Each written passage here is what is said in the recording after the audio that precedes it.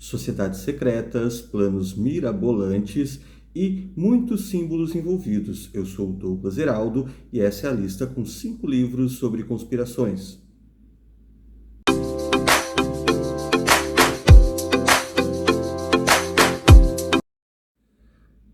Olá, leitores e leitoras, eu sou o Douglas Heraldo do blog Listas Literárias, aquele blog com as listas mais originais e criativas da internet brasileira. No post de hoje eu vou conversar com vocês aí sobre 5 livros sobre conspirações. Eu sei que vocês gostam bastante e conspiração sempre instiga a nossa curiosidade. Lembrando que se você gostou, curtiu esse vídeo aí, faz o seu like, deixa o seu like, né? Aí aperta ali no joinha, também se inscreva no nosso canal, que vamos estar sempre trazendo novos conteúdos para vocês aqui também no YouTube e em parceria com o Listas Literárias. Aliás, vou deixar na descrição do vídeo muitos posts sobre conspirações que a gente tem lá no blog e que é sempre um assunto bastante popular. Para hoje eu resolvi então fazer essa seleção aí com 5 obras que reúnem aí teorias das conspirações mais diversas.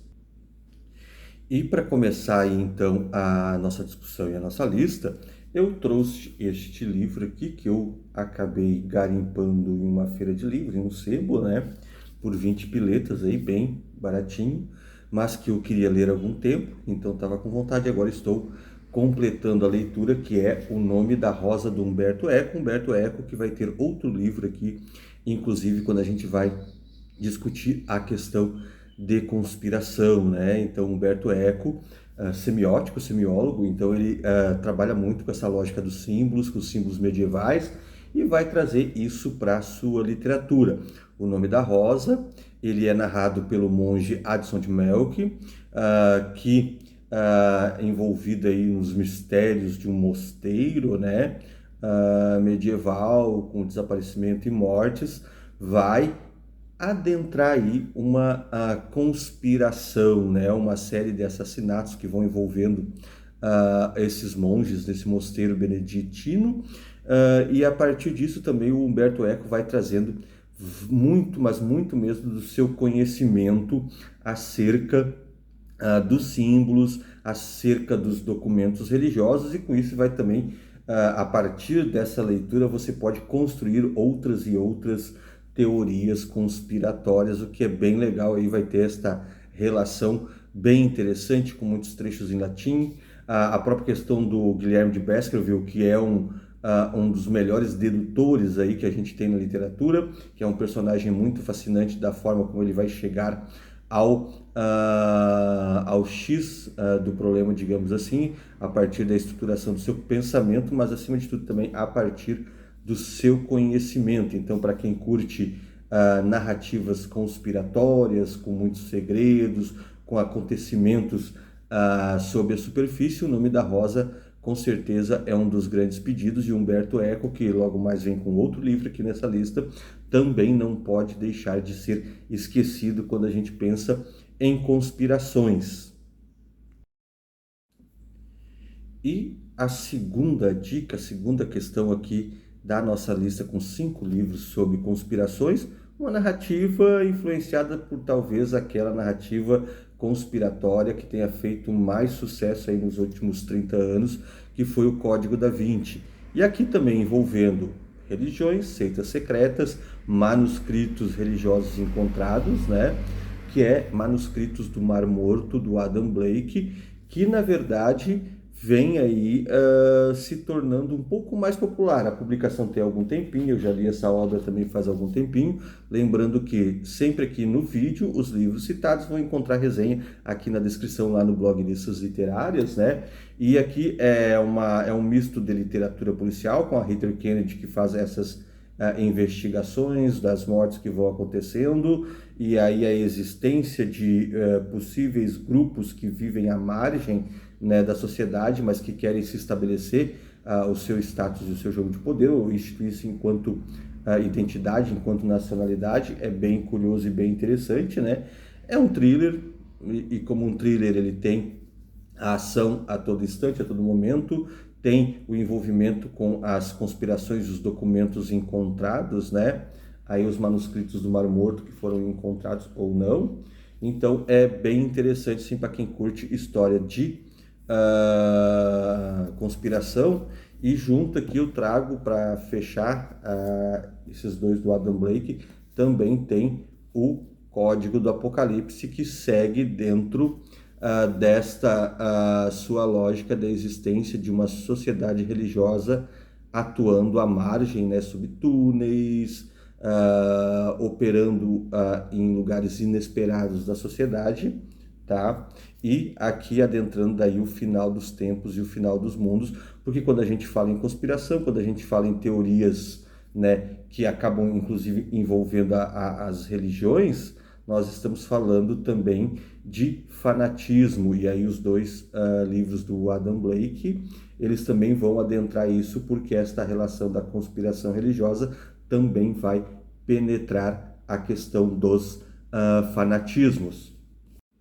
Dando sequência então à nossa lista com livros sobre conspirações, um livro que não se diria que é sobre conspirações, mas vai trabalhar a lógica conspiracionista e também dos fanatismos. Se tem algo que os demônios do Dostoiévski, em alguns títulos a tradução se torna Os Possessos em português, se tem algo que ele ainda vai nos dizer muito nos dias de hoje, são como as pessoas acabam se organizando através de ideias e de ideologias, e a partir disso constituindo grupos, né, que agem à margem de estruturas sociais e vão tecer ideias de conspiração.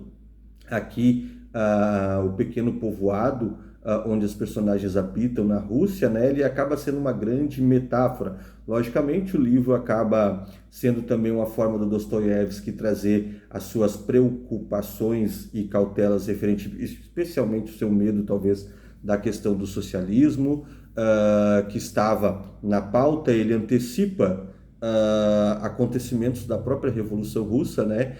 Ele é escrito anteriormente, mas a lógica existente no processo revolucionário vai estar descrita aqui no livro, e uma aparente cautela e preocupação dentro de um ideal mais conservador, e que é interessante também esse processo de leitura. E aí dentro do livro vai estar ocorrendo, aí o Pyotr Stepanovich vai organizar um grupo conspiratório contra as instituições e o poder dessa pequena comunidade, e de fato vai criar aí um grande alvoroço, uma grande sucessão de tragédias e conflitos, que se mostra muito interessante também. A leitura não é uma obra que vai tratar de uma teoria conspiratória, ainda que aqui os demônios vivam muito com o fantasminha de Marx e o fantasminha do socialismo, mas ele vai ser interessante nesse processo de leitura sobre conspirações, para a gente entender a lógica e o funcionamento e como o indivíduo acaba adentrando essas ideias e participando. E mais do que isso, ao participar de determinados grupos, né, como esses indivíduos vão abrindo mão de determinados valores ou éticas, né, ou constituindo seus próprios valores ou éticas que colidem, que conflitem aí com a sociedade organizada. Então é muito interessante. E aí eles passam, né, a constituir suas próprias leis e a passar por cima de qualquer tipo de outro valor ou não, utilizando a morte, a violência como instrumento político, e por aí vai. Então é bastante interessante a leitura dos demônios do Dostoiévski nesse sentido aí, para a gente pensar essa lógica de funcionamento e essa adesão, esta atração que as conspirações acabam exercendo sobre os indivíduos. E também muito interessante que qual é o indivíduo, que tipo de indivíduo geralmente é atraído para estas teias conspiratórias. Então isso aqui também está presente na obra, assim como outras obras que vão tratar de ideários de massa, né? Essa coisa toda, vão ter um ideal e um perfil muito comum que ainda hoje descreve aí os indivíduos que acabam adentrando a essas ideologias totalitárias e esses movimentos mais massivos. Então, uma ótima dica aí, uma conspiração que acaba gerando, especialmente no final do livro ali, muita tensão assim e reviravoltas bem interessantes. Aqui na nossa lista, e talvez eu tivesse que estar até mais adiante, e talvez até na frente de O Nome da Rosa, outra obra do Humberto Eco, esta aqui sim, Conspiração na Veia. E aliás, para quem curtiu o Código da Vinci, essa aqui talvez seja mais complexa e mais trabalhada que o livro do Dan Brown, e que também vai adentrar essas sociedades secretas, Rossacruzes, né? Entre outros, e diversos segredos históricos envolvendo esta jornada, que ela é um tanto quanto, e ela tem essa questão do próprio mito do Grau envolvendo aqui a narrativa, lembrando que a resenha está lá no Listas Literárias também, mas é muito interessante. Nós temos 3 editores, né, de uma editora que publica livros de autoajuda para quem é acostumado com o meio da literatura, né? Tipo uma Chiado Books, em que você paga e vai o livro lá independente se é bom ou não. E esses 3 editores são muito expertos nessa malandragem, nesse convencimento, nesse trabalho do sonho de autores. E eles vão lidar com muitos livros ocultistas, de segredos e mistérios, e vão acabar, ao criar sua conspiração, adentrar uma conspiração que eles não imaginavam, e aí este emaranhado de segredo e fios vai colocar os 3 aí numa jornada perigosa. E é muito curioso porque o Eco, nesse daqui, ele vai trabalhar muito com a semiótica dos símbolos, né? Então ele vai trazer vários e vários símbolos, vários e vários códigos para a leitura e para a constituição da sua obra, de forma que, como romance de conspiração, esse aqui é uma leitura obrigatória que você não pode deixar de ler se você curte esse tipo de narrativa, que vai trabalhar sempre naquela busca geralmente muito, que envolve muito o ocultismo e essas mesclas com a religiosidade, né? Que é aquela busca pela alquimia perfeita, que é aquela busca pelo grande segredo que ninguém conhece, né? Mas que um determinado grupo protege com vida e com morte. E aí é bem legal, é muito bom, é uma leitura que ao mesmo tempo é boa, também ela vai ser complexa, ela vai te demandar um pouquinho de calma e tranquilidade com a leitura, porque é intrincado o processo como o Eco vai constituir a sua conspiração aqui, mas o Pedro de Foucault é uma narrativa clássica das conspirações, com certeza. É uma narrativa que dentro desse gênero aí, quem curte deve ler sem medo algum e por obrigatoriedade também, que para trabalhar aí com a perfeição do que as conspirações nos entregam, com certeza esse livro é um dos seus principais exemplares. E vou fechar a lista com um autor que vocês sabem aí é um dos meus prediletos, é aquele que eu tenho pesquisado aí há algum tempo. Aliás, este livro aqui, eu imagino que semana que vem eu quero fazer daquelas minhas resenhas mais longas, conversar mais sobre esta obra aqui, O Filho Mais Velho de Deus, ou livro 4 do Lourenço Mutarelli. E aqui também vai funcionar a lógica da conspiração e do envolvimento do indivíduo, aquele que nada tem a perder, aquele que deseja uma nova vida, no caso que nem o George Albert, né, que ele não tinha nada para fazer, precisava de uma vida nova, então ele acaba adentrando uma conspiração que envolve igreja, alienígenas, reptilianos e mais uma série de acontecimentos, além de se relacionar aí com uma alienígena que pesquisa a natureza dos demônios, né?